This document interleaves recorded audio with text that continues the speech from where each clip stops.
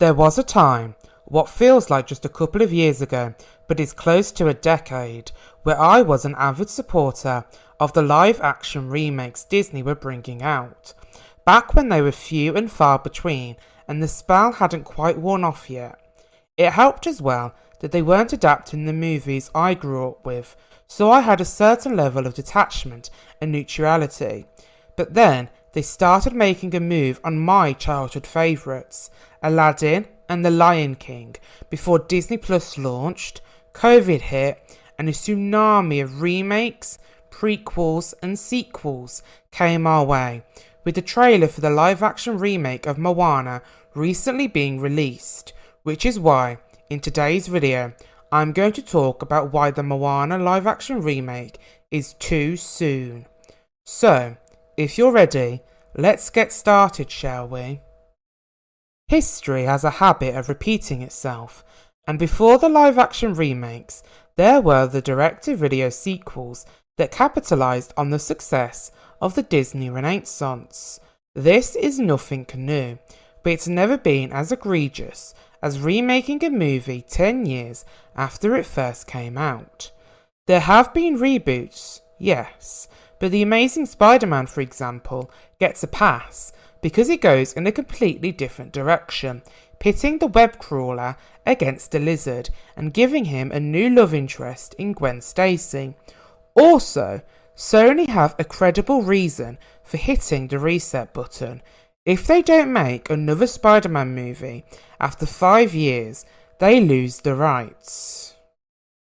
People generally agree that this current trend of live-action remakes took off in 2015 with the release of Cinderella, although Disney had already tipped their toes in the water with movies like 101 Dalmatians and Alice in Wonderland.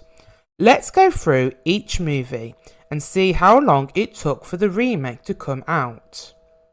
Cinderella, 1950 and 2015, 65 years. The Jungle Book, 1967 and 2016, 49 years. Beauty and the Beast, 1991 and 2017, 26 years. Dumbo, 1941 and 2019, 78 years. Aladdin, 1992 and 2019, 27 years. The Lion King, 1994 and 2019, 25 years. Lady and the Tramp, 1955 and 2019, 64 years. Mulan, 1998 and 2020, 22 years. Pinocchio, 1940 and 2022, 82 years. Peter Pan and Wendy, 1953 and 2023, 70 years. The Little Mermaid, 1989 and 2023, 34 years. Snow White, 1937 and 2025, 88 years. Lilo and Stitch, 2002 and 2025, 23 years, which leaves Moana, 2016 and 2026, 10 years, the shortest by far. It was inevitable that Disney would start remaking their more modern movies, but I don't think anyone expected them to jump straight to Moana and skip over the 2010s entirely. They were slowly encroaching on my childhood, and I was preparing myself for the announcement that Tangled would be next, only to hear that, no, it's Moana actually. It didn't make any sense to me for two reasons. One, it hadn't even been a decade since the first. And two, there was still so much potential left in the animated franchise, and they were supposed to be doing a series on Disney Plus. Of course, that series ultimately turned into a theatrical sequel with Moana 2, which makes this whole remake even more absurd. Disney cares about making money, and animated sequels suit that agenda too. Look at how they're making Frozen 3 and 4 at the same time. I would have been less annoyed if they'd gone down that route with Moana, because at least it makes sense. There's endless storytelling potential and a whole world to explore, but you can't necessarily say the same for The Princess and the Frog or Tangled. Once Tiana's turned back into a human and Rapunzel's cut off her magic hair, there isn't an obvious direction to go, and you're going to have to start jumping through hoops to make a sequel work. I've heard reports, but can't speak for how true they are, that Dwayne Johnson is one of the reasons Disney have prioritised a remake of Moana. It's hardly a secret that The Rock's got an ego the size of a mountain, to the point where he's apparently got a clause in his contract which says he can't lose a fight. Remember, this is the same man who once said, "Now what you're going to see here is why the hierarchy of power in the DC universe is about to change." It wouldn't surprise me, given how much power and influence he has as one of the world's highest paid actors, that he was able to push for the remake just so he can reprise his role as Maui before he ages out of the role. At the end of the day, it doesn't really matter what the reason is. It only gives us context behind the decision, but doesn't change the fact that the live-action remake of Moana is right around the corner. There's people out there, maybe you're one of them, saying we should wait until it's out before we judge it, and usually I'd agree with you.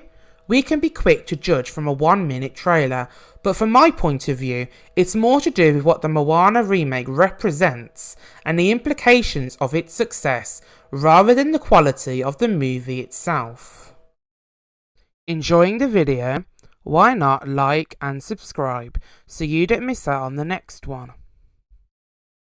I believe that each generation deserves to have their own stories, heroes and villains, and every franchise there ever was had to start with a spark of imagination and leap of faith. Walking down this road of remakes, sequels and prequels is a slippery slope, and they ought to really be experimenting, trying different things but with a sensible budget. Think about how much money Disney spent on Snow White.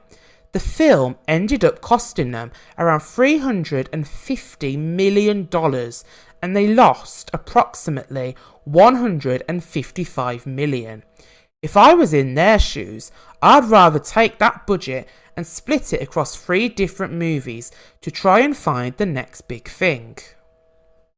DreamWorks rarely spends more than $100 million on their projects, and for every sequel, there's an original, a strategy that's paid off for them, as The Bad Guys and The Wild Robot were huge successes. That isn't to say that Disney hasn't been investing in original movies.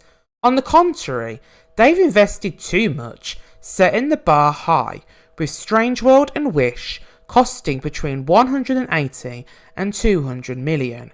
But if the gold standard for animation, Spider-Man Across the Spider-Verse, can be made for $100 million, then Disney's competitors have proven that those budgets were unnecessarily high. We've lost that careful balance that used to exist between originals, sequels and remakes. Now it's like studios can't be bothered to cook, so they reheat a movie in the microwave and serve it up, knowing it probably won't make a dent in their bank account. It's fine every once in a while, but when it becomes the norm, that's when it becomes a problem. When studios stop trying and you don't feel the same kind of love, care and effort behind their newest projects as the ones that came before. Watching the trailer for the Moana remake, it's the most egregious example yet of how we're just watching the animated movie through a live action filter. Some would argue that's a good thing, that it's staying loyal to the source material, but it goes to prove my point that not enough time has passed for there to be a considerable difference. If they'd wanted to, they could have done a live action Moana in 2016. You couldn't say the same for The Jungle Book or The Lion King, as the motion capture and photorealistic technology hadn't even been imagined when they were made. If it wasn't already clear by now, I don't approve of Moana's live-action remake, and I'm certainly not alone. It's surprising that Disney have left the comments open, as they usually prefer to contain the backlash to keep it kid-friendly. But I suppose they've realised there's no holding back the tide. Deny people the chance to make their opinions known, they'll find another way. For me, I've reached the point where I'd prefer not to support these remakes, as it'd make me complicit in the very thing I wish would slow down, if not stop altogether. Usually, I'd say, if it makes the next generation happy, good for them. But most kids have watched the original, which hasn't aged a day, so I'll have to wait and see if the interest is there, and whether it'll be enough to make the remake a success. However, I believe it's a huge mistake on Disney's part, and they should have concentrated on expanding the Moana franchise with animated sequels instead of rebooting it, because we're now in this very weird timeline where there's two versions coming out close to one another, and Moana 3 seems to be in the works, as it was teased in the mid-credits scene. But what do you guys think? Is it too early for a live-action remake of Moana?